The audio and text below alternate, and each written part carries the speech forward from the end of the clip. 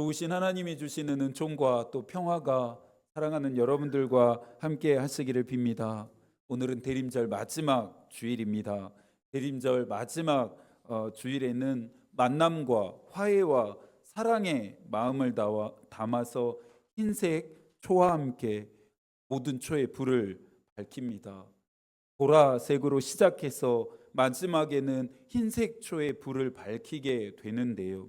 이것은 빛 대신 예수 그리스도의 탄생이 가까워 올수록 세상과 우리의 마음이 더욱 밝아짐을 의미합니다. 성탄을 앞두고 묵상하게 되는 말씀이 있습니다. 요한복음 1장 14절인데요. 말씀이 육신이 되어 우리 가운데 거하심에 우리가 그의 영광을 보니 아버지의 독생자의 영광이요 은혜와 진리가 충만하더라. 어지럽고 소란스러우며 어둠이 짙게 내린 이 땅에 그리스도께서 영광의 빛을 비추시길, 또 간절함으로 그리스도의 오심을 기다린 우리 모두를 은혜와 진리로 충만하게 하시기를 소망합니다. 지난 시간 만났던 아마샤를 한마디로 정의한다면 뭐라고 할 수 있을까요? 듣지 않은 왕입니다. 교만은 아마샤로 하여금 사람의 말도 하나님의 경고도 듣지 않게 만들었습니다. 그리스도인이 교만을 경계해야 하는 이유는, 이 교만은 사람과의 관계, 하나님과의 관계를 깨어지게 하는 무서운 힘이 있기 때문입니다. 북이스라엘의 왕 요아스의 말도 듣지 않고 하나님의 경고도 듣지 않았던 아마샤와 유다는 비참한 최후와 결과를 맞이해야 했습니다. 사울 왕도 같은 실수를 했습니다. 그런 사울 왕에게 사무엘은 하나님의 심판을 예언합니다.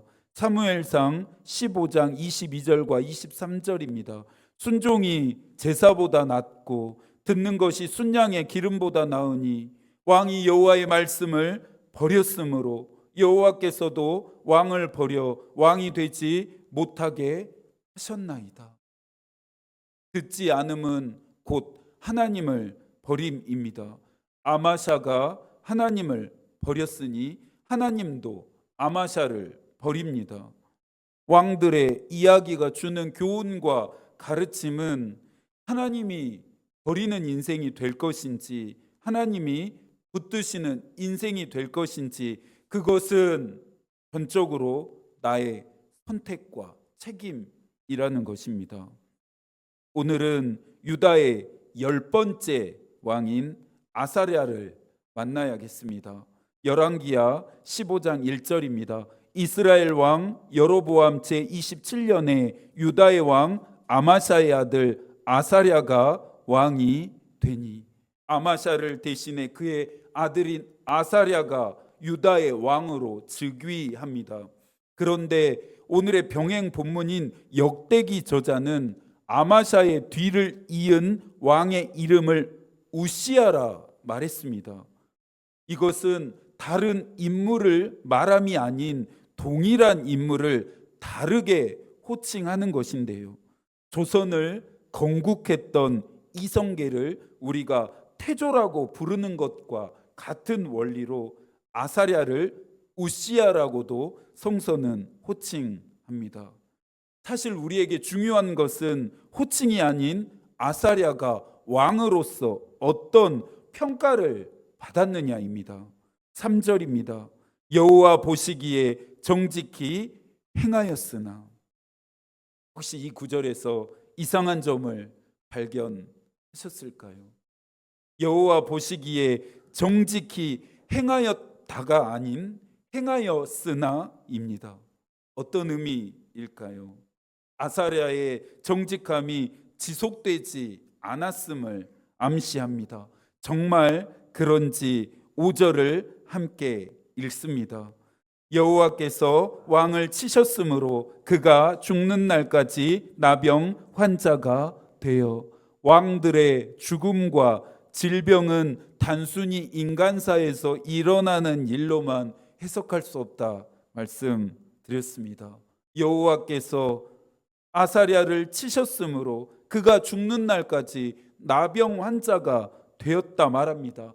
아사랴는 율법에서 가장 부정한 병으로 여겨지는 나병에 걸린 채 살다가 비참한 죽음을 맞이했다는 말입니다. 도대체 아사랴에게 무슨 일, 어떤 일이 일어난 건지 열왕기 저자가 구체적으로 말하지 않는 그의 삶을 역대기 저자의 눈으로 들여다 봐야겠습니다. 역대하 26장 5절입니다. 하나님의 묵시를 밝히 하는 스가랴가 사는 날에 하나님을 찾았고 그가 여호와를 찾을 동안에는 하나님이 형통하게 하셨더라. 어디서 많이 들어본 말인데요. 아사랴의 할아버지 요아스가 그랬습니다. 제사장 여호야다에게 가르침을 받는 동안에는 하나님 보시기에 정직하게 살았지만 여호야다가 죽자 요아스는 돌변했음을 우리는 이미 확인했습니다. 아사랴가 하나님을 찾을 동안에는 하나님이 그를 형통하게 하십니다. 형통에 대해 우리가 잘 아는 대표적인 본문이 여호수아입니다. 하나님이 이스라엘 백성의 새로운 지도자로 여호수아를 세우면서 약속하신 것이 이 형통이었는데요. 여호수아 1장 7절입니다. 오직 강하고 극히 담대하여 나의 종 모세가 너에게 명령한 그 율법을 다 지켜 행하고 우로나 좌로나 치우치지 말라. 그리하면 어디로 가든지 형통하리니. 여호수아를 형통하게 하신 것처럼 우리도 내 인생을 형통하게 하시기를 하나님께 간청합니다. 그런데 여기서 우리가 간과하는 것이 있습니다. 하나님이 여호수아에게 약속하셨던 이 형통은 율법을 지키고 행할 때 주시겠다는 점입니다. 신년 기도 제목 카드에 내년 안에 은혜와 복을 구하는 내용들로 채워지고 있을 거라 생각되어집니다. 사랑하는 여러분들의 기도의 이 제목들에 응답하시기를 저도 내년 안에 함께 힘써서 기도하겠습니다. 중요한 것은 내가 은혜와 복을 받을 만한 삶을 사는 것입니다. 은혜와 복이 우리의 삶의 목표가 아니라 하나님의 말씀대로 살다가 만나게 되는 유익과 선물이어야 합니다. 여호수아가 받은 형통만을 구하지 마시고 여호수아처럼 하나님의 말씀을 지키고 행하는 내가 되겠다. 하나님 앞에 결단하십시오. 아사랴를 형통하게 하시니 자연스럽게 유다의 국력도 강해졌습니다. 역대하 26장은 아사랴 통치 시절에 그의 강한 통치력과 유다의 면모를 엿보게 하는데요. 아사랴는 블레셋과의 전쟁에서도 승리합니다. 가드와 야브네와 아스돗과 같은 블레셋의 주요 도시들을 차례로 함락시켰고 아라비아 사람들과 마온 사람들까지 치면서 파죽지세로 영토를 확장해 나갔습니다. 특히 그의 업적 중 가장 의미가 있는 일을 열왕기하 14장 22절에서 설명합니다. 아마샤가 그의 조상들과 함께 잔 후에 아사랴가 엘랏을 건축하여 유다에 복귀시켰더라. 엘랏은 솔로몬 시대부터 이어져 왔었던 이스라엘의 경제적, 전략적, 지리적 중요한 항구 도시였는데요. 아사랴가 이곳을 되찾아 왔습니다. 유다 땅으로 다시 복속시킵니다. 유다의 강력한 군주의 이름이 이방 나라에 알려지는 것은 당연했습니다. 역대하 26장 9절입니다.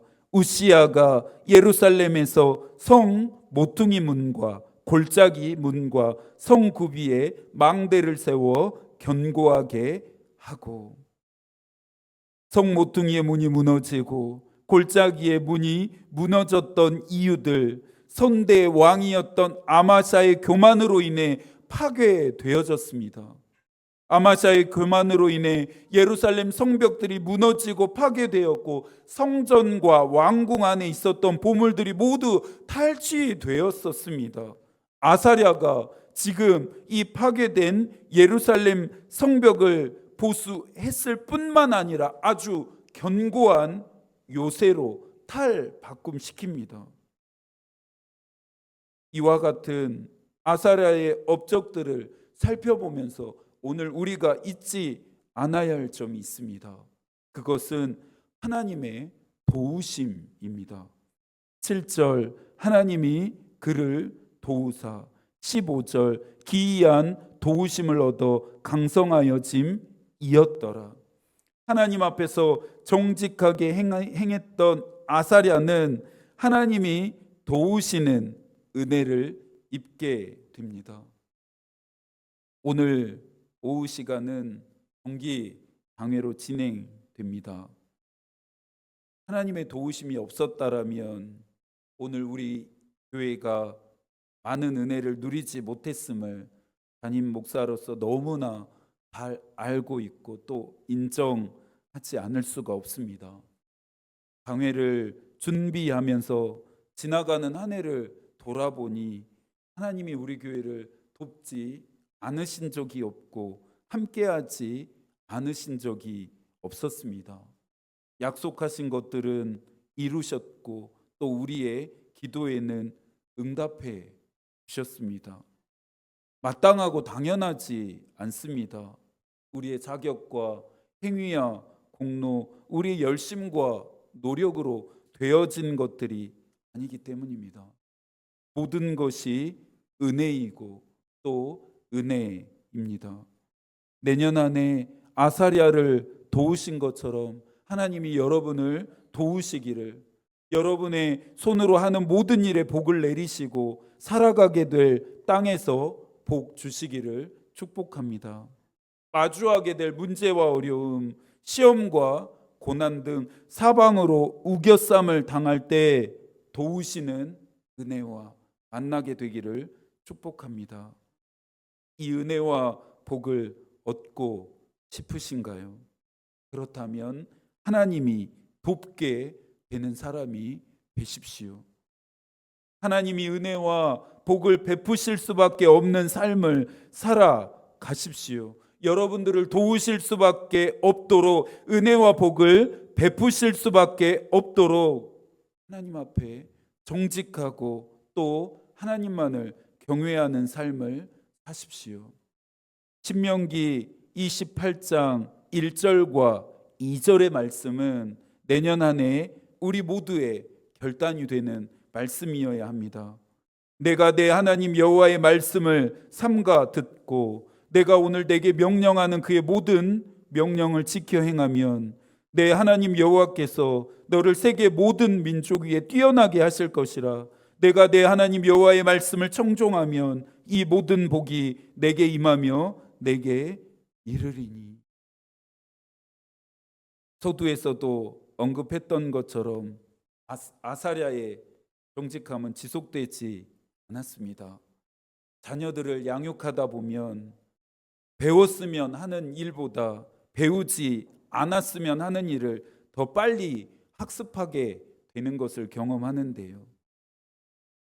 아버지 아마샤는 교만해서 하나님의 경고를 듣지 않았고 결국 그의 아버지였던 아마샤가 비참하게 죽었다는 것을 아사랴가 몰랐던 것일까요?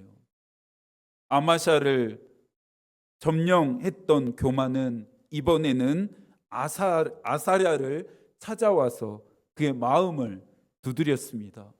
아사랴가 어떻게 했을까요? 역대하 25장 16절입니다. 그가 강성하여 짐에 그의 마음이 교만하여 악을 행하여 그의 하나님 여호와께 범죄하되 곧 여호와의 성전에 들어가서 향단에 분향하려 한지라. 마음의 문을 두드리는 교만이 들어올 수 있도록 아사랴가 마음의 문을 활짝 열어줍니다. 마귀는 직접적으로 그리스도인들에게 악을 행하고 죄를 짓게 하지 않습니다. 그냥 단지 교만하게 만들 뿐입니다. 손을 대지 않고 코를 푸는 벽인데요, 교만하게만 하면 그리스도인들이 저절로 자연스럽게 스스로 악을 행하고 죄를 짓기 때문입니다. 교만이 악의 씨앗이 되고 죄의 시작임을 마귀는 너무나 알고 있습니다. 잠언 기자는 하나님은 교만한 자를 반드시 낮추신다 경고합니다. 낮추심이 무엇을 의미하는지 열왕들의 이야기를 읽어오면서 우리는 확인하는 중입니다.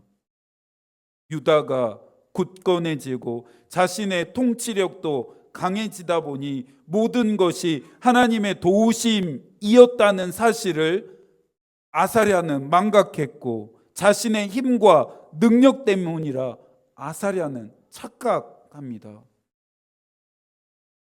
우리도 하나님의 도우심을 망각합니다. 우리가 얻고 누린 모든 것들이 하나님의 은혜였음을 잊었습니다. 하나님이 주시지 않고 허락하지 않으시면 얻고 누릴 수 없음을 인정했다면 후회와 자책뿐인 삶을 살지 않았을 것입니다. 하나님의 도우심을 망각하니 우리는 우리의 모든 것을 내 힘과 노력과 열심으로 이루었다 착각합니다. 도우신 분이 따로 있고 이루신 분은 따로 있는데 내가 이루었다, 내가 해냈다 생각합니다. 아사랴만이 아니라 우리도 교만에게 정복당한 것입니다. 망각과 착각에 대한 이야기를 하면서 한 가지 강조하고 싶은 것이 있는데요, 기억입니다. 저와 여러분이 오늘까지 살 수 있었던 것은, 여기까지 올 수 있었던 것은 나를 위한 많은 사람들의 기도가 있었음을 기억해야 합니다. 우리가 여기까지 올 수 있었고 오늘까지 살 수 있었음은 나를 위한 많은 사람들의 기도의 응답임을 기억해야 합니다. 내가 많은 것을 얻고 누리며 평안하고 복된 삶을 살고 도우심과 함께하심의 은혜를 받은 것은 나를 위해 많은 사람들이 기도했기 때문입니다. 우리는 이 사실도 잊지 않고 기억할 수 있어야 합니다. 교만의 운동 방향은 언제나 하나님 반대편을 지향하게 합니다. 교만해진 아사랴는 선을 넘게 되는데요, 왕으로서 해서는 안 될 분향을 시도합니다. 분향하는 일은 하나님의 성전에서 봉사하도록 구별되어진 제사장들의 직무였습니다. 민수기 18장 6절과 7절의 말씀입니다. 보라, 내가 이스라엘 자손 중에서 너희의 형제 레위인을 택하여 내게 돌리고 너희에게 선물로 주어 회막의 일을 하게 하였으니 너와 내 아들들은 제단과 휘장 안의 모든 일에 대하여 제사장 직분을 지켜 섬기라. 내가 제사장의 직분을 너희에게 선물로 주었은즉 거기 가까이 하는 외인은 죽임을 당할지니라. 하나님의 성전 안에서 되어지는 모든 일은 오직 아론과 그의 아들들에게만 맡겨졌습니다. 분향하려는 아사랴를 대제사장 아사랴가 제지합니다. 역대기 저자가 아사랴를 우시야라고 호칭한 이유는 아마도 대제사장 아사랴의 역할을 부각시키려는 의도 때문이었을 것입니다. 제사장 아사랴는 유다의 왕 아사랴를 제지하기 위해 80명의 용감한 자들을 데리고 성전 안으로 들어갔습니다. 물리적 충돌까지 불사하겠다는 의지로 읽혀집니다. 18절입니다. 우시야 왕 곁에 서서 그에게 이르되 우시야여, 여호와께 분향하는 일은 왕이 할 바가 아니요 오직 분향하기 위하여 구별함을 받은 아론의 자손 제사장들이 할 바니 성소에서 나가소서. 왕이 범죄하였으니 하나님 여호와에게서 영광을 얻지 못하리이다. 분향은 왕이 할 일이 아니니 성전에서 당장 나가라. 대제사장 아사랴가 경고합니다. 교만한 유다의 왕들을 만나면서 교만의 특징들도 함께 살펴보고 있습니다. 오늘의 이야기를 통해 살펴보고 싶은 교만의 특징은 두 가지인데요. 첫째로 교만은 하지 말아야 할 행동을 하게 한다는 것입니다. 교만한 사람들은 하나님이 정해놓으신 넘지 말아야 할 선을 넘습니다. 자신의 위치와 신분을 망각한 것이죠. 교만한 사람들이 있는 곳은 상하고 깨어지며 갈등하고 분열하게 됩니다. 성령의 9가지 열매 중에 하나인 이 절제는 그리스도인으로 하여금 하나님이 정해놓으신 위치에 서 있게 하고 하나님이 정하신 질서 안에서 살아가게 합니다. 본질상 타락한 우리의 영혼은 하지 말라는 일에 더욱 끌릴 수밖에 없는데요. 이 죄악된 본성을 십자가의 능력으로 굴복시키시고 하나님이 하라고 명령하신 일들에만 순복하십시오. 교만의 두 번째 특징은 내가 다 해야 한다 생각하는 것입니다. 하나님 나라의 정신은 합력입니다. 하나님의 성전은 각기 다른 지체들이 연결, 연합, 연대해서 세워지게 됩니다.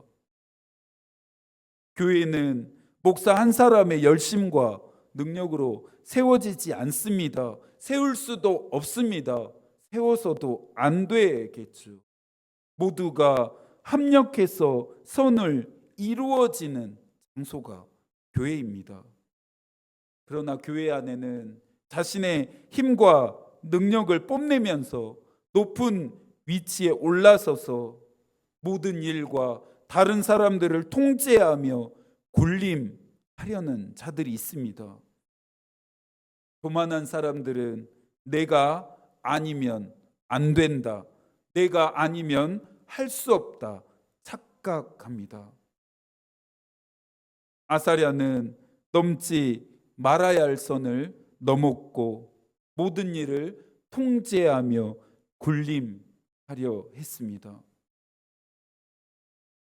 교만한 사람이 하나님의 말씀과 예언자들의 경고를 들었다는 이야기를 들어보지 못했습니다.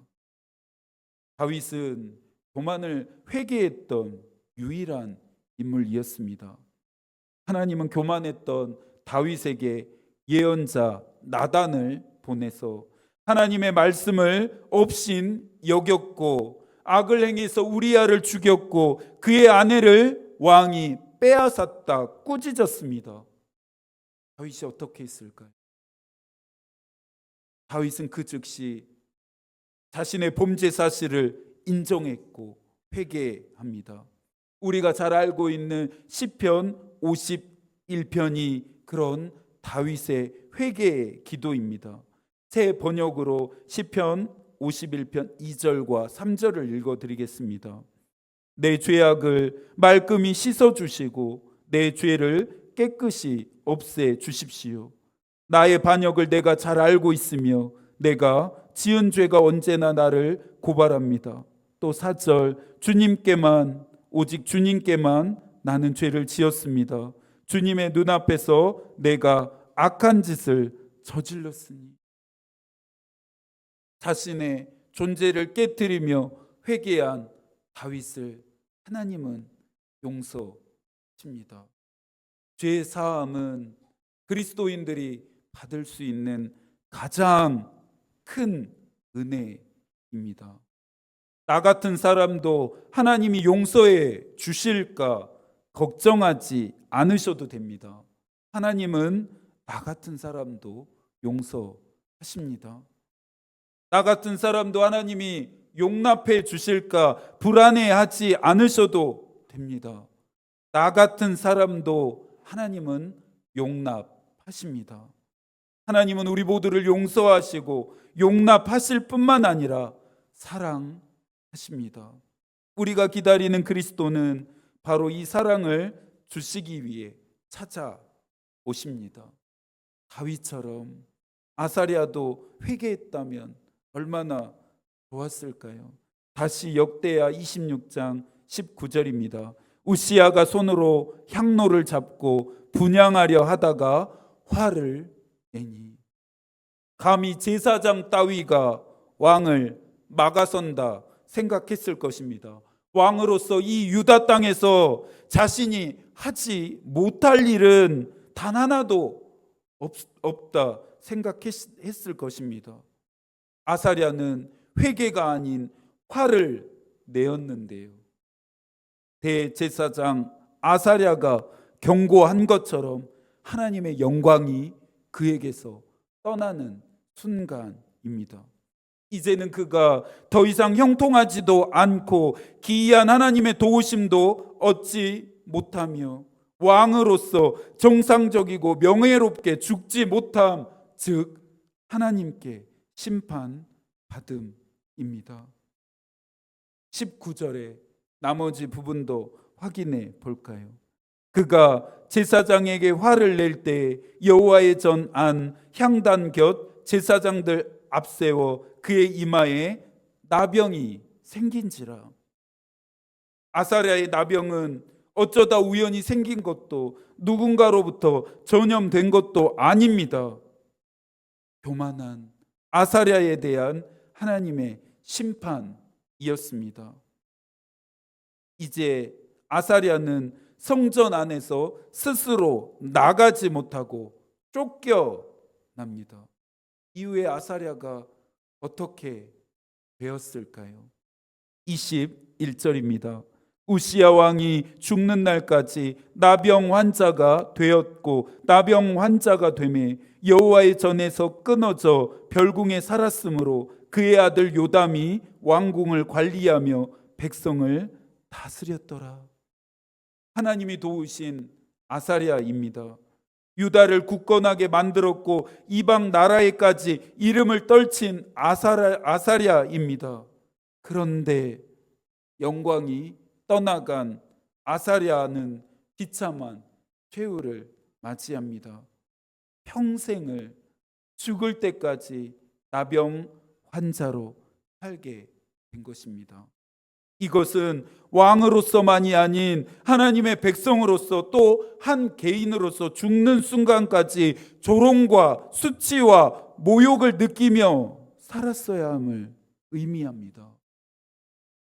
하나님이 오늘 여러분에게 말씀하시는 것을 듣고 계십니까? 내가 회개해야 할 부분도 확인하셨나요? 하나님의 나라는 회개하는 자들의 것이라 예수께서 말씀하십니다. 우리가 품어야 하는 마음은 교만함이 아닌 회개함입니다. 그리스도가 탄생하신 성탄을 앞두고 있습니다. 오시는 그리스도를 맞이할 준비가 되셨습니까? 이 한 주 저와 여러분의 존재가 또 우리의 삶이 오시는 그리스도를 담는 구유가 되기를 소망하고 하나님의 마음이 우리의 기도가 되고 하나님의 뜻이 우리의 길이 되기를 빕니다. 아멘.